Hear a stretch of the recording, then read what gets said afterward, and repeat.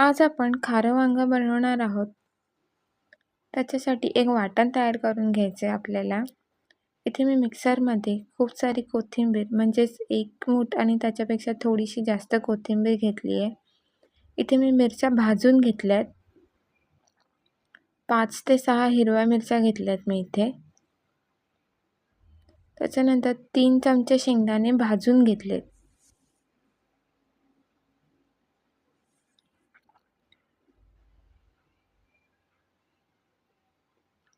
1 चमचा जिरं घेतलंय. त्याच्यामधलं थोडंसं जिरं मी वाटणामध्ये घालणार आहे आणि थोडंसं फोडणीला घालणार आहे. 15 ते 20 लसणाच्या पाकळ्या घेतल्यात. त्याच्यामधल्या थोड्या मी वाटणात घालणार आहे, थोड्या फोडणीला घालणार आहे. आता हे सगळं मिश्रण आपल्याला पाणी न घालता थोडंसं जाडसर वाटून घ्यायचं आहे.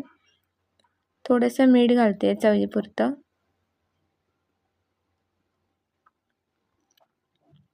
आता हे झाकण लावून आपल्याला जाडसर वाटून घ्यायचं आहे. या पद्धतीने आपल्याला वाटून घ्यायचं आहे. तुम्ही बघू शकता जाडसर वाटलंय मी. हा मसाला सगळा प्लेटमध्ये काढून घेतला आहे. इथे मी वांगी कापून घेतलेत आणि मिठाच्या पाण्यात ठेवली होती. आता वांग्यामध्ये आपण सगळा मसाला भरून घेऊया.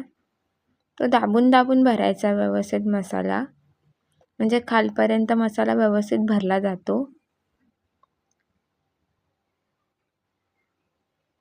इथे मी 3 वांगी घेतली होती, पण एक वांगं ना थोडंसं किडकं निघालं होतं, म्हणून मी त्याचे 4 तुकडे केलेत वांग्याचे. बाकी 2 वांगी भरली आहेत मी.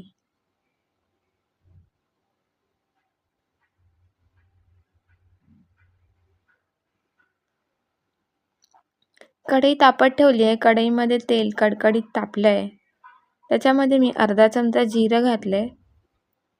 जिरं छान तडतडलं की आपण त्याच्यामध्ये लसूण पाकळ्या घालणार आहोत, 5 ते 6. लसणाचा थोडासा गुलाबी रंग आल्यानंतर कढीपत्त्याची पानं घातलीत मी, 5 ते 6.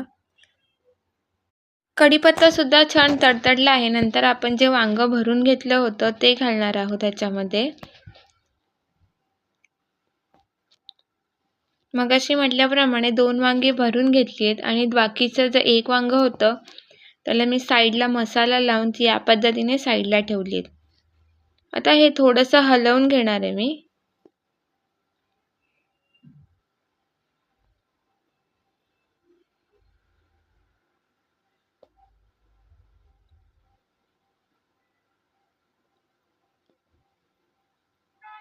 व्यवस्थित हलवून झाल्यानंतर आता जो आपण पूर्ण मसाला करून घेतला होता तो थोडासा राहिला होता, म्हणून वरतूनच घालते आहे ह्याच्या. इथे मी हळद टाकायची विसरली होती, म्हणून मिक्सरमध्ये जे वाटण शिल्लक होतं त्याच्यामध्ये थोडंसं पाणी मिक्स करून मी हळद टाकली आहे. तुम्ही ही चूक नका करू. ताटातला जो मसाला शिल्लक होता त्याच्यामध्ये सुद्धा थोडंसं पाणी टाकलंय मी. आता व्यवस्थित पुन्हा एकदा मिक्स करून घेते.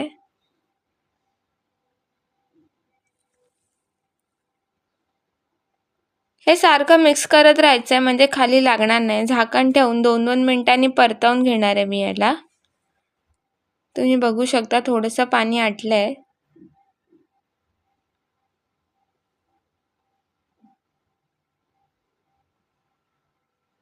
असं थोडं थोडं करत हलवत राहायचं, म्हणजे खाली लागत नाही.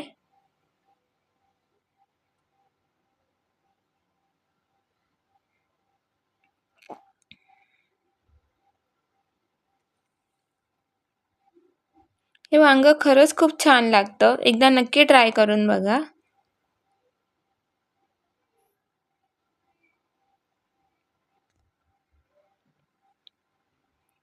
वांग्याला छान तेल सुटलंय. चवीपुरतं मीठ घालते. मगाशी मी वाटणामध्ये सुद्धा मीठ घातलं होतं, म्हणून थोडं बेतानेच घातलंय.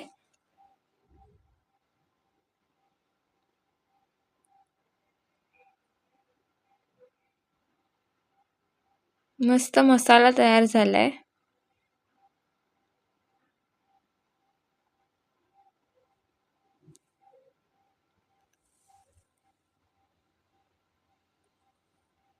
आपलं वांगं सुद्धा व्यवस्थित शिजलेलं आहे. आता हे सर्व करून घेते. व्हिडिओ आवडल्यास लाईक, शेअर आणि सबस्क्राईब करायला विसरू नका आणि रेसिपी कशी वाटली हे नक्की कमेंट करून सांगा. पुन्हा भेटूया नेक्स्ट रेसिपीसोबत. तोपर्यंत धन्यवाद.